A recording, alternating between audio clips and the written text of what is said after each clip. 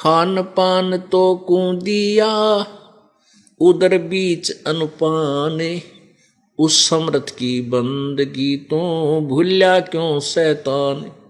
माँ के पेट में भी उस परम पिता ने तेरी परवरिश की, माँ के पेट में भी उस परमेश्वर ने तेरा पालन पोषण किया, तेरे शरीर को जीवित रखा।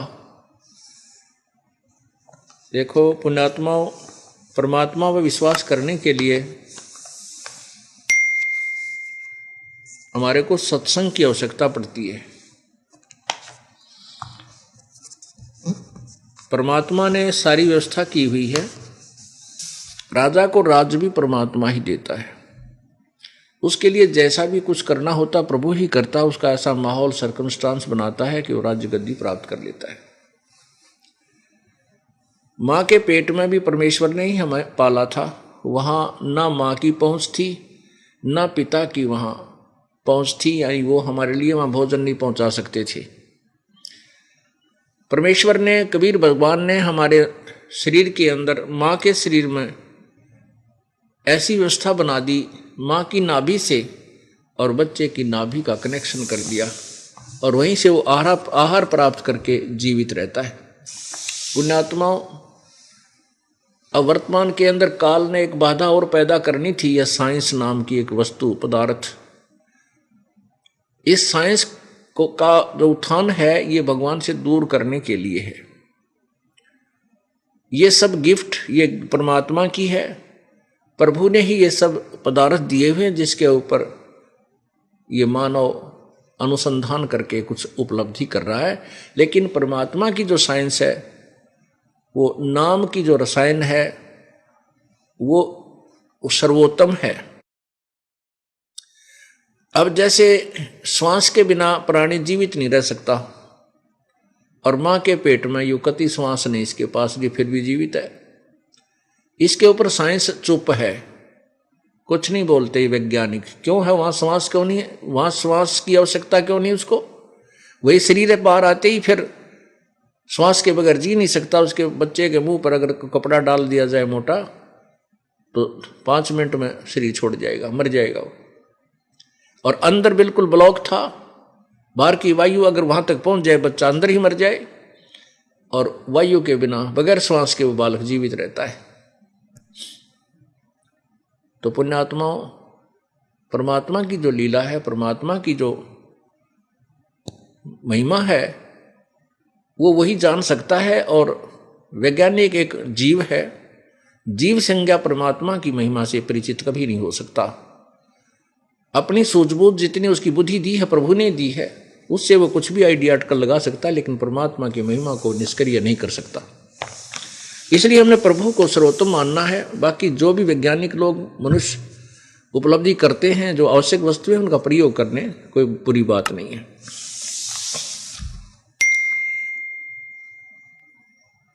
अब जैसे माँ के पेट में परमात्मा ने हमें आहार दिया, और जब तक बच्चा माँ के गर्भ से बाहर नहीं आया था, तब तक माँ के स्तन में दूध नहीं था। बच्चा बाहर आते ही माँ के स्तन में इतना दूध दे दिया, बच्चा पीता है और फिर भी रह जाता है, शेष भी रह जाता है। आप दूध को निकाल कर बाहर रख दो, शाम तक खराब हो जाएगा।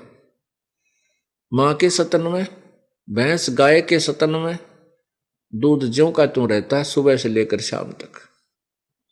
मालिक ने उसके अपने शरीर में ऐसी ला दिया ऑटोमेटिक।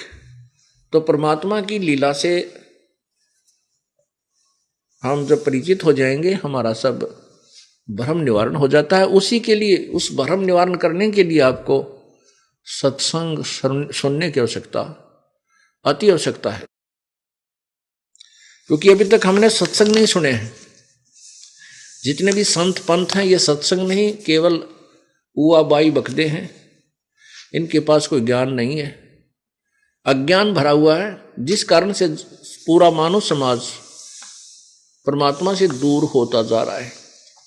पहले श्रद्धालु श्रद्धा करके किसी पंथ या संत की शरण में जाता है कि मैं परमात्मा पाऊं, कल्याण कराऊं। वहां 1 वर्ष 2 वर्ष 10 वर्ष धक्के खा करके फिर नास्तिक बन जाता है, शराब पीने लग जाता है, बुराई करने लग जाता है, क्योंकि वह भगवान नहीं मिला। कारण यह है कि उन संतों के पास परमात्मा पाने की विधि नहीं है, ना ही परमात्मा की परिभाषा से वो परिचित है।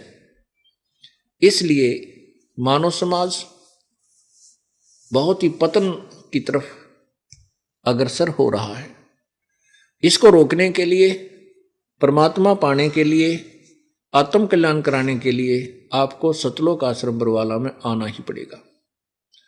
और इस दास का सत्संग, विश्व में केवल एक ही सत्संग है, बाकी सारा असंग है, वो कुसंग है, वहां सत्संग नहीं है, क्योंकि उनको किसी भी सदग्रंथ का यथार्थ ज्ञान नहीं है। दो संत पंथ जो महिमा गाते हैं भगवान की, वो परमात्मा की महिमा से बिल्कुल अपरिचित हैं, उनके पास कोई भक्ति मार्ग नहीं है। इसको चाहे आप ये समझो कि मैं अभिमान कर रहा हूं, नहीं, ये सत्य व्याख्यान कर रहा हूं कि सच्चाई यही है कि किसी के पास सच्चा ज्ञान नहीं है। अब परमात्मा क्या बताते हैं कि परमात्मा ही तेरे पल पल की खबर रखता है, जो भी तेरे भाग्य में संस्कार में है वो तुझे प्रभु ही देता है। एक पिता के 4 पुत्र और 2 पुत्रियां। पिता ने 6 के 6 संतान को एक जैसा प्यार दिया, एक जैसी परवरिश दी, एक ही स्कूल में, एक ही विद्यालय में उनको पढ़ने के लिए भेजा। एक लड़का IAS बन जाता है, दूसरा अध्यापक बनता है, तीसरा पढ़ाई छोड़ देता है, मजदूरी करता है, और एक बिल्कुल मेंटल हो जाता है। एक लड़की किसी अच्छे घर में ब्याही जाती है, एक ऐसे घर में ब्याही जाती है, 6ठे महीने विधवा हो जाती है। कहने का भाव ये है कि जैसा भी आपका संस्कार आपको वही मिला, ना आपका चाहा हुआ, ना आपका किया हुआ। अब जैसे जब भी बच्चों की शादी होती है, विवाह होता है, हमारे समाज में एक विशेष गड़बड़ी की हुई है इन अज्ञानियों ने कि जिसका लड़का नहीं हो उसका मोक्ष नहीं होता, जिसके संतान नहीं है उसका मुख भी नहीं देखना चाहिए। ऐसी दुर्भावनाएं, ऐसा जो है ये विचार फैला रखे हैं, इसी आधार ये वैसे गलत हैं। परमात्मा का जो यथार्थ ज्ञान है ये इसके विपरीत है कि लड़का हो या लड़की प्रभु गिफ्ट है, प्रभु की देन है, इसमें हमें कोई आनाकानी नहीं होनी चाहिए। और संतान है या ना हो, ये पिछले संस्कार हैं। तत्वज्ञान के आधार पर जिनका संतान नहीं है उनका काम बहुत निकट लगा हुआ है, उनको ये सतभक्ति मिल जाती है, वो कल्याण आराम से करा सकते हैं, क्योंकि उनका पिछला उलझेड़ा अभी है नहीं। एक लेवा एक देवा दूतम, कोई किसी का पिता नहीं पूतम, ऋण संबंध जुड़ा एक ठाठा, अंत समय से 12 बाटा। मात पिता तेरा कुटुंब कबीला, यो कोई दिन का मेला रे, यही मिलाया यही बिछुड़ जा, जागा हंस अकेला रे। पुण्यात्माओं, अपने अपने संस्कार हैं। आप देख रहे हो कोई एक पुत्र है, वो खूब सेवा करता है माता पिता की, अच्छी कमाई करता है, और पिताजी क्या करता है, शराब पीवे, ताश खेल, बोला तो लड़ाई करे, यानी बर्बाद कर रहा है। फिर बीमार हो जाता है, उसके ऊपर लाखों रुपये लगा देता है बेटा, क्योंकि लगाने चाहिए, अपने पिता की सेवा करना हमारा परम कर्तव्य है। तो वो पिताजी उस बेटे के कुछ मांगा था, पिछले जन्म का उसका लेन देन था, अब वो छाती पे बैठ कर खावे है, फिर बीमार हो गया, लाखों रुपये लगा दिए और मर गया।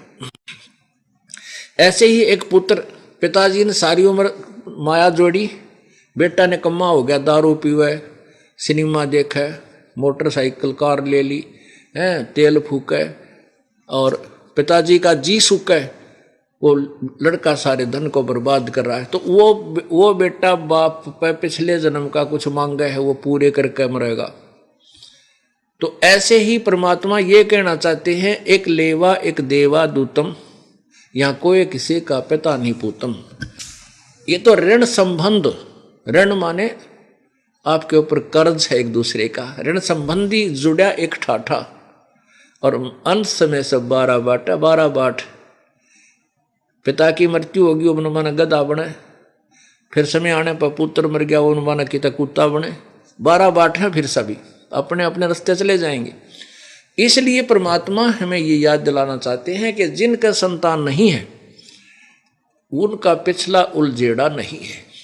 यदि उनको ये सत भक्ति मिल जाए और समाज के ये नकली बोलों से वो बचा रहे कि संतान तो होनी चाहिए, हैं संतान नहीं उसका ऐसा, उसका जीवन व्यर्थ है, तो इन बातों तक वो टल जा और माल्य के सत्संग के अंदर वो विशेष विचार अपने ध्यान धारण करे, विचारों पर विश्वास करे, तो उसकी तो बात बनी बनाई है।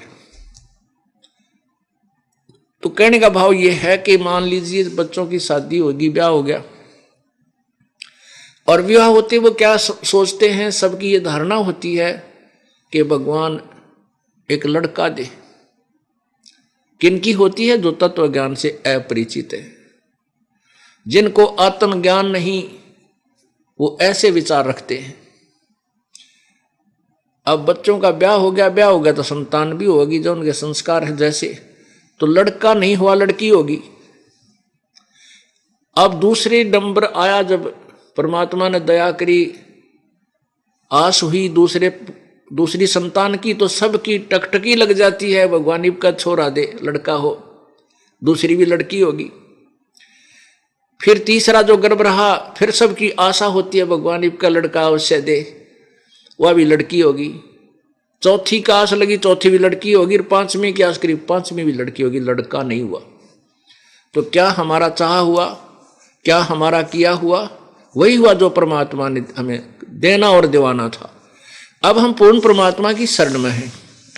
यह बात ही विपरीत हो जाती है। ये परमात्मा जो चाहे सो कर सकता है, आपके संस्कारों में भी फेरबदल कर सकता है, लेकिन एक कॉमन सेंस से आपको कॉमन एक साधारण ज्ञान से ऊपर उठाने के लिए ये आपको विचार दिए जा रहे हैं कि जो जैसे कर्म पिछले जन्म में किए हुए हैं वो उसको अब मिलेंगे, अब जो करेंगे वो आगे मिलेंगे। और परमात्मा बंदी छोड़ कबीर परमेश्वर की जो विधिवत साधना, उसकी कृपा पात्र होकर के हम करेंगे तो इस जन्म में भी हमें अच्छे कर्म का कुछ फल मिलता है।